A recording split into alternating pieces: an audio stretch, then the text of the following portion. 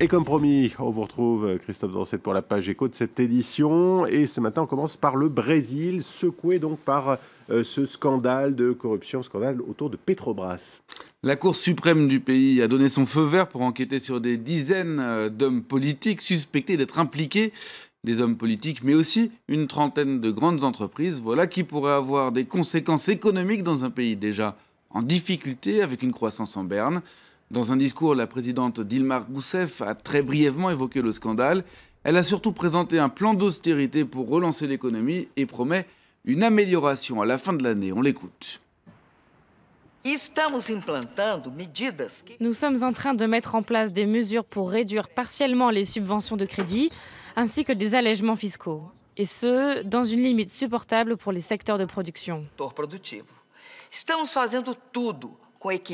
Nous faisons cela de manière équilibrée, de façon à avoir le maximum de chances de correction avec le moins de sacrifices possible.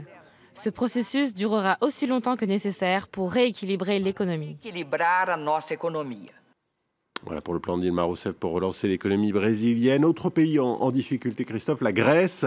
Les ministres des Finances européens se retrouvent aujourd'hui à Bruxelles et doivent discuter une nouvelle fois des réformes proposées par Athènes.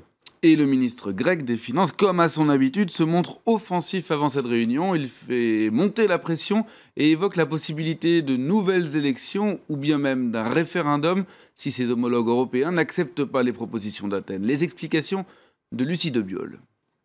C'est d'Italie que le ministre grec des Finances s'est exprimé dimanche. Avant la réunion prévue ce lundi, Yanis Varoufakis a mis la pression sur les membres de l'Eurogroupe pour obtenir les 7 milliards d'euros promis la semaine dernière. Nous pouvons revenir à des élections, organiser un référendum. Comme me l'a dit notre Premier ministre, nous ne sommes pas encore collés à nos sièges. Lors d'une précédente réunion, les partenaires de la Grèce ont accepté de prolonger de 4 mois le plan d'aide, mais de ne verser l'argent qu'en avril, une fois les premières réformes engagées dans le pays. Vendredi, Yanis Varoufakis a donc adressé une lettre au président de l'Eurogroupe, détaillant son programme. Parmi les priorités, la réactivation d'un conseil fiscal indépendant, l'amélioration des méthodes de préparation du budget, le paiement des arriérés d'impôts ou des simplifications administratives pour faciliter la vie des entreprises. Le plan a été salué par le président de l'Eurogroupe qui se veut conciliant avant le début des nouvelles négociations. La Grèce doit faire face dès la fin du mois à d'importantes échéances financières, notamment à l'égard du FMI. Sans l'aide de ses créanciers, elle devrait avoir du mal à les honorer. Toujours dans l'actualité européenne, Christophe, la Banque centrale européenne donne le coup d'envoi officiellement aujourd'hui à son programme d'achat de dette.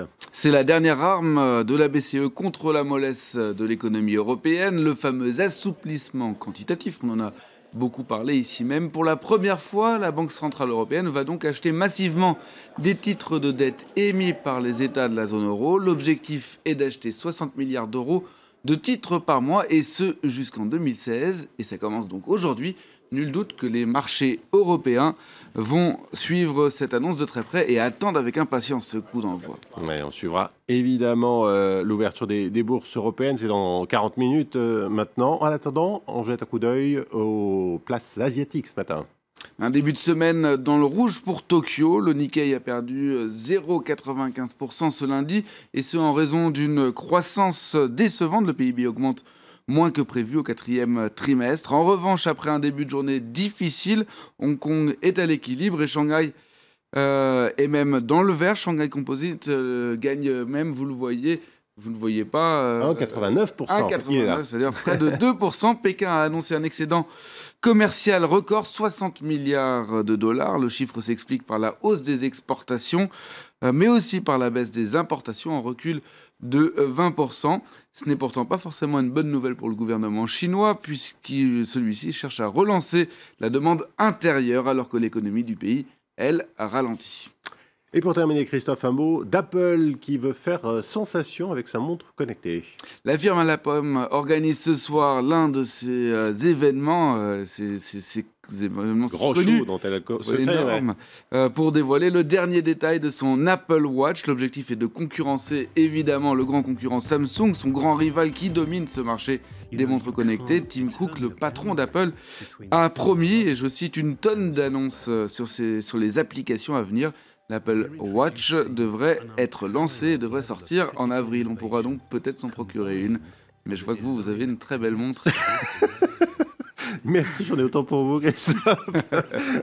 Bon, merci beaucoup, Christophe Dancel. Merci pour ce journal de l'Écho.